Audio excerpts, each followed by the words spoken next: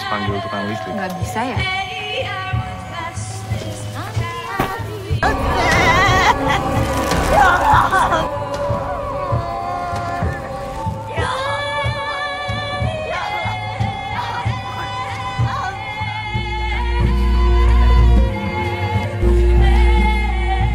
শাকিন গ্রাম Jakarta শহর থেকে বেশ দূরে অবস্থিত গ্রামটি, সেখানেই তো আছে জাকাদের পৈতৃক ভিটা বাড়ি। একদা শহর থেকে জাকারা তাদের পৈতৃক ভিটা বিক্রি করার উদ্দেশ্যেই তো গিয়েছিল তাদের গ্রামে, কিন্তু গ্রামে যাওয়ার পর জাকার অন্তঃসত্ত্বা স্ত্রী ভয়ঙ্কর কিছুর কবলে পড়েছিল। জাকা নিজেও তার মৃত বোনের ভয়ঙ্কর অভাবের মতো শক্তির উপস্থিতি লক্ষ্য করতে পারে। এই তো অজপরাগায়ের ভয়ঙ্কর এক চাঞ্চল্যকর ঘটনা। জাকারা কেন এত অতি অপরাকৃত ঘটনায় ফেসে গিয়েছিল, কি রহস্য লুকিয়ে আছে ওখানে, তারা কি বেঁচে আবারও শহরে ফিরতে পারবে কি না, এই কথাগুলোই এখন মুখ্য হয়ে দাঁড়িয়েছে। তা কথা বলছিলাম 2020 সালে রিলিজ হওয়া পামালি মুভিটির কথা, একটি ইন্দোনেশিয়ান হরর থ্রিলার মুভি যাকে বলে। তা চলুন জেনে নেওয়া যাক এর ঘটনা প্রবাহ। মুভির শুরুতে জানানো হয় যে পামালি মূলত সেই সমস্ত রীতিনীতি যা আদিকাল থেকে এখনো পর্যন্ত পালন হয়ে আসছে। একটি ইন্দোনেশিয়ান সম্প্রদায়ের কথা বলছি। সহজে বললে পামালি বলা হয় এমন ছোটখাটো সব কুসংস্কারকে যা আমরা ছোট থেকে আমাদের মুরব্বীদের কাছ থেকে শিখে এসেছি, যেটা আবার তারাও তাদের ছোটবেলায় তাদের মুরব্বীর থেকে শিখেছে। যেমন রাতে চুল কাটতে নেই, নখ কাটতে নেই, এতে নাকি অকল্যাণ হয়। বা ধরুন আমাদের দেশের প্রত্যন্ত অনেক গ্রামের পরিচিত একটা রীতি আছে যে মেয়েরা রাতে কিছু কাটাকাটি করলে কেউ একজন মারা যেতেই পারে, বা ইত্যাদি ইত্যাদি। সুতরাং অল্প কথা বললে ইন্দোনেশিয়ার এমন কিছু কুসংস্কারের ব্যাপারে জানিয়ে দিয়েই এই মুভিটা শুরু হয়। গল্প শুরু হলো, দেখা যায় চারিদিকে ঘুটঘুটে অন্ধকার, বিদ্যুৎ না থাকায় চলছে ল্যাম্পের আলো। তার মধ্যে দেখা যায় মধ্যবয়সী এক মহিলার আর্তনাদ। নিজ হাত কেটে গলা চেপে ধরে ভয়ঙ্করভাবে চিৎকার করে যাচ্ছে সেই মহিলা। তার ভয়ের দৃষ্টি জানিয়ে দিচ্ছে যে সে কিছু একটা দ্বারা বশীভূত হয়ে আছে, যা থেকে সে নিজেকে ছাড়ানোর অপ্রাণ চেষ্টা করে যাচ্ছে, কিন্তু কোনোই তো লাভ হচ্ছে না। তাই এক পর্যায়ে হাল ছেড়ে দেয় সে মহিলাটি। অন্তঃসত্ত্বা সে মহিলা যখন জোরাজোরি করে হাল ছেড়ে দিয়েছিল, ঠিক তখনই এক অশরীরী শক্তি যেন তাকে শূন্যে উঠিয়ে নেয়, এবং দেখা যায় যে মহিলার স্বাভাবিক চেহারা বদলে যায় এবং সেটা পরিণত হয়ে যায় বিভৎস এক ভয়ানক ভূতুরের চেহারায়, যার দিকে তাকিয়ে থাকলে অনেক সাহসী লোকেরও কিন্তু কলিজা শুকিয়ে যাবে, এমন একটা চেহারা অবয়ব। যাই হোক, এমনই ভয়ঙ্কর এক দৃশ্যের সাথে মুভিটা শুরু হয়। শুরু হওয়ার পর গল্প চলে যায় ফ্ল্যাশব্যাকে, অর্থাৎ 3 দিন আগের সেই সময়ে যখন সে ঘটনার সূত্রপাত হয়েছিল। নবদম্পতি রিকা ও জাকা ইন্দোনেশিয়ার জাকার্তা শহর থেকে তারা এসেছিল নিজেদের গ্রামের বাড়িতে বেশ অনেক বছর পরে। এখানে ট্যাক্সি ড্রাইভারের সাথে জাকার কথোপকথনের মাঝ থেকে জানা যায় যে নিজ গ্রামে সে 20 বছর, অর্থাৎ বোঝা গেল যে জরুরি কাজের জন্য অন্তঃসত্ত্বা স্ত্রী সমেত গ্রামে এসেছে জাকা। ট্যাক্সি থেকে নেমে জাকা স্ত্রীকে নিয়ে গন্তব্যের পথে যাত্রা শুরু করলো, কেননা এই বাকি রাস্তা তাদের হেঁটেই যেতে হবে, বাকি রাস্তা গাড়ি চলাচলের উপযোগী নয়। এভাবে হাঁটতে হাঁটতে জাকা তার স্ত্রীকে জানিয়েছিল যে তারা এখন নিজেদের বাসায় যাবে না, বরং তারা যাবে এখন তার বন্ধু কেসেপের বাসায়। কারণ হলো, প্রথমত জাকা দীর্ঘদিন গ্রামের বাইরে, এছাড়া তার মায়ের মৃত্যুর পর থেকে কেচেপি তাদের পুরানো বাড়ি দেখাশোনা করে, এই দেখভালের দায়িত্ব ছিল কেচেপের। এভাবেই জাকা এবং তার স্ত্রী চলে এসেছিল কেচেপের বাসায়। সালাম বিনিময় শেষে জাকার প্রশ্ন, তাদের পুরনো বাড়িটা কেনার জন্য কেউ আগ্রহী আছে কিনা। অর্থাৎ 20 বছর পর যে জরুরি কাজের জন্য জাকা গ্রামে ফিরে এসেছে, সেই কারণটা এটাই ছিল, যা হলো নিজেদের পুরানো বাড়িটা বিক্রি করা। এখানে বসেই তো কেসেপের সাথে বাসা বিক্রি নিয়ে কথা বলছিল, তাই নিজ কাজ সমাধান না হওয়ার আগ পর্যন্ত জাকা এই গ্রামে থাকবে এটা জানিয়ে দেয়।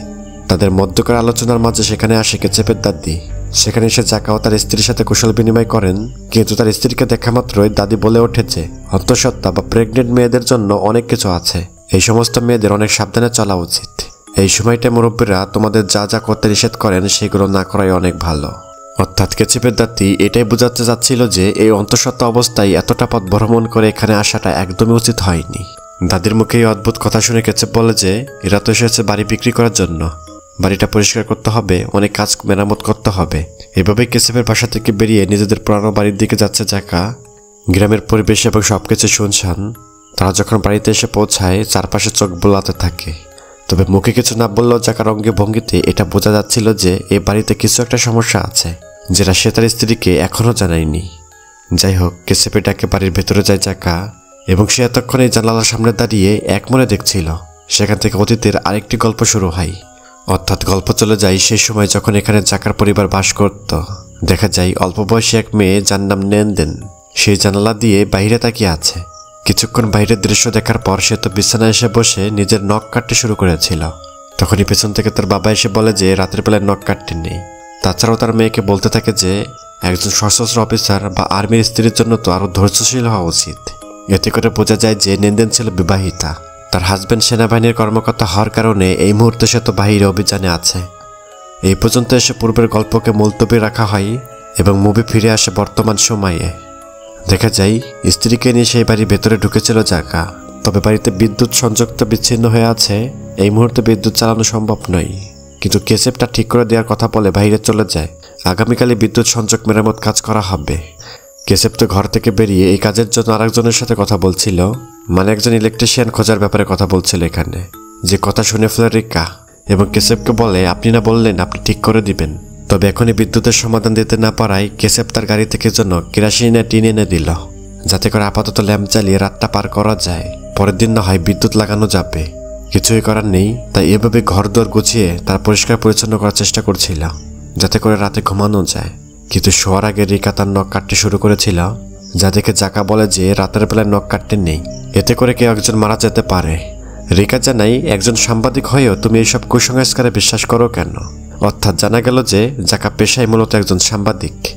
এভাবে রাত্রের টুকটাক কাজ শেষ করে তারা ঘুমাতে যায়। কিন্তু রাত যখন গভীর, এই গভীর রাতে বাথরুমের প্রয়োজন হয় রিকার। সে তো বিছানা থেকে উঠে সেখানে যায়। একে তো গভীর রাত, তার উপর বিদ্যুৎ নেই, আবার এটা ছিল একটি অজপাড়াগা। এখানে থাকা ল্যাম্পের হালকা আলোয় এমনিতে একটু ভুতুরে পরিবেশের সৃষ্টি হয়েছে। এর মাঝে রিকা তো বাথরুমে যায়। ওয়াশরুমের কাজ সেরে যখন রিকা বেরিয়ে এসেছিল, তখনই তার পেছনে থাকা পেইন্টিংটা যেন একা একাই ঝুলে পড়ল, যার শব্দে থতমত খেয়ে যায় রিকা এবং ছবিটা ঠিক করে দ্রুত বিছানায় ফিরে আসে। তবে ঘুমাতে আর পারে না, কারণ এইবার পাশের এক দেওয়াল থেকে, মানে রুমের অপোজিট সাইড থেকে যেন ভেসে আসতে লাগলো কারো একটি কান্নার শব্দ, যেন পাশের রুমে কেউ কান্না করছে। একটি মেয়েলি অবয়ব বা মেয়েলি কণ্ঠ। এটা নিশ্চিত হওয়ার জন্যই তো দেওয়ালে কান রাখে সে। এবং তখনই কিছু একটা ঝটকায় সে ছিটকে দুই হাত পেছনে সরে যায়। বেশ অদ্ভুত। দেখা যায় যে এই কান্নার আওয়াজ আর কারণ না, বরং দীর্ঘদিন আগে এই বাড়িতে বসবাস করা সেই নেনদেনের। এবার এই কান্নার পেছনের কারণ বোঝানোর জন্য গল্প আবারও চলে যায় অতীতে। অর্থাৎ এখন এটা ফ্ল্যাশব্যাক, আর এটা সেই সময়ের ঘটনা যখন নেনদেন এখানে বসে কান্না করছিল। কেননা সেনাবাহিনীর অভিযানে তার স্বামী মারা গিয়েছিল, এটা সে জানতে পারে। আর এই খবর শুনেই তো ভেঙে পড়েছিল সে। এতটুকু দেখে মুভি আবার বর্তমান সময় চলে আসে। দেখা যায় গতরাতে যে রুম থেকে রিকা কান্নার আওয়াজ শুনেছিল, আর রিকা তো এটা বলেছিল জাকাকে যে আমি কান্নার আওয়াজ শুনেছি ওই রুম থেকে। রিকার এই অদ্ভুত কথা শুনে জাকা তো সেই রুমটা খুলতে চেষ্টা করেছিল, তবে তাদের কাছে চাবিটা দিয়ে সেই রুমটা খোলাই সম্ভব হচ্ছে না। মরিচা পড়ে গেছে তালাতে, এই চাবির কাজ করছে না। তাই জাকা জানাই আমি এই ব্যাপারে কেসেপের সাথে কথা বলবো, আর রিকা যেন ওই ব্যাপারে ভয় না পায়। তবে স্ত্রীর মুখে সে কান্নার আওয়াজের কথা শুনে জাকা চারপাশটা আরো ভালোভাবে খুঁজে দেখতে থাকে। দেখা যায় জাকা তাদের ড্রয়ার থেকে একটা ছবি পায়। রিকা যখন জিজ্ঞাসা করেছিল যে এটা কে, জাকা তাকে জানাই এটা আমার বোন নেনদেনের ছবি।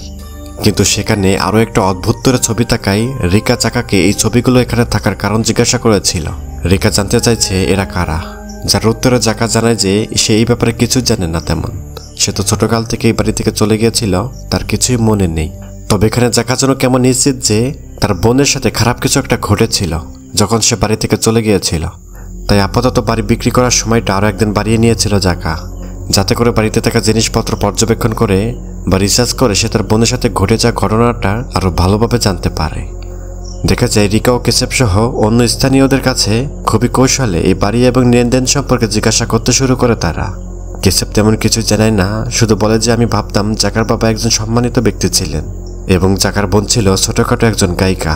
জাকার পরিবারের ব্যাপারে আমি এতটুকুই জানি। এইভাবে তাদের কথার মাঝে কেসেপের সাথে আসা মিস্ত্রিত্ব বাসার বিদ্যুতের সংযোগটা তো আবার মেরামত করা হয় এবং জাকা কেসেপকে বলে দেয় বাকরির ক্রেতা আগামীকালকে নিয়ে আসতে। খুবই দ্রুত বাড়িটা বিক্রি করে আমরা চলে যাব। এই দিন বিকালের ঘটনা।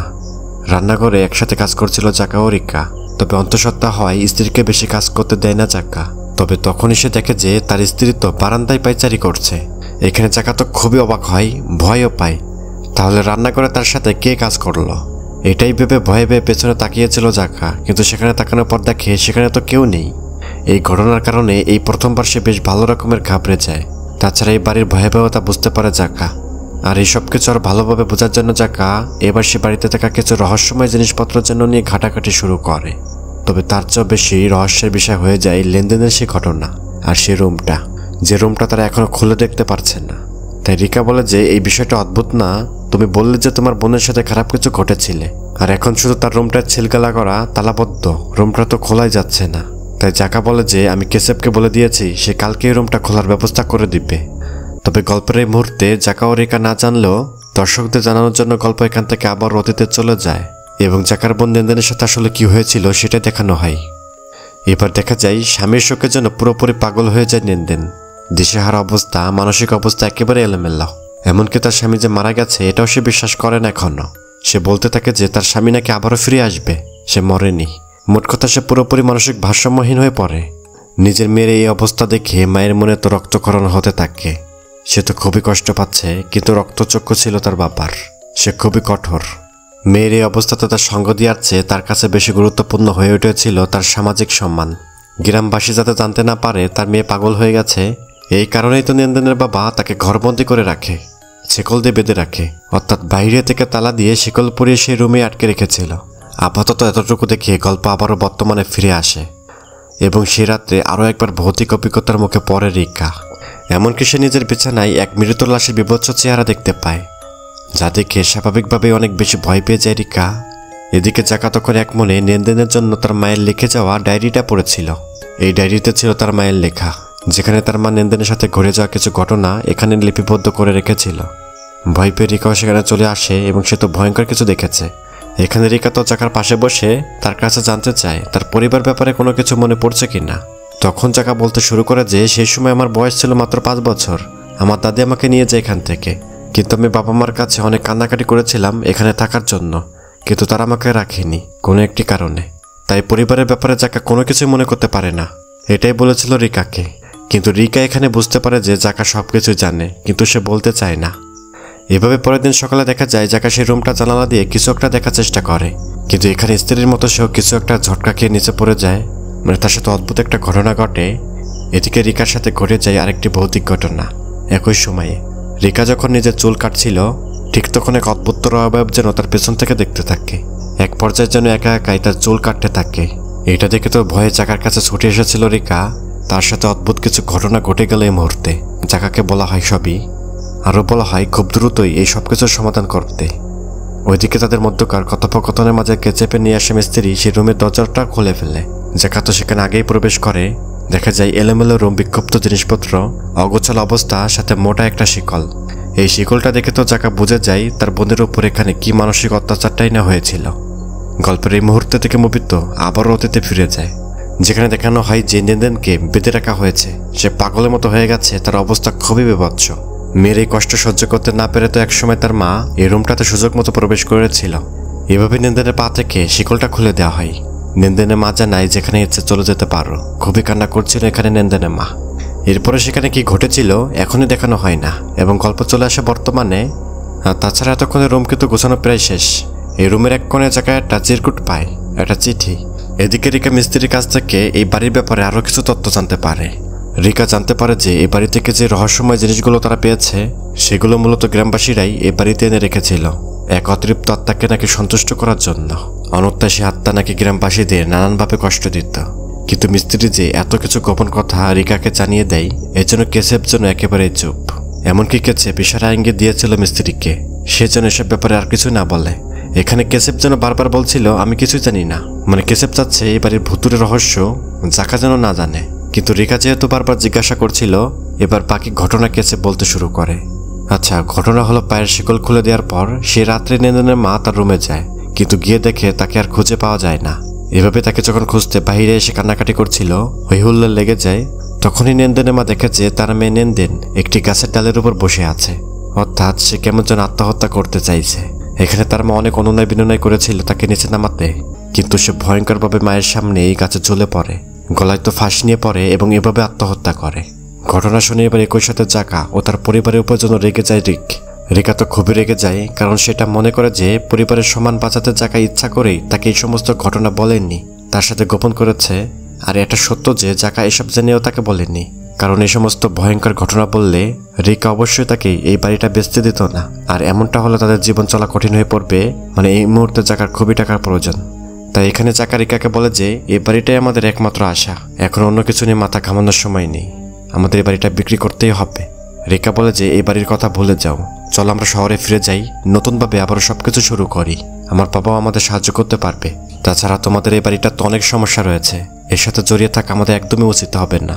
কিন্তু রিকার বাবার কাছ থেকে সাহায্য নেওয়ার ব্যাপারটা জাকার একদমই আত্মসম্মানে লাগে, সেটা কখনোই করতে পারবেন না। তাই সে বাড়ি বিক্রি করে নতুন কিছু করবে এই সিদ্ধান্ত অটল থাকে। কিন্তু সে রাত্র থেকেই এবার সে আত্মা জাকাকেও তাড়া করতে শুরু করে এবং এই বাড়ির ভয়াবহতা এবার জাকাও যেন বুঝতে পারে।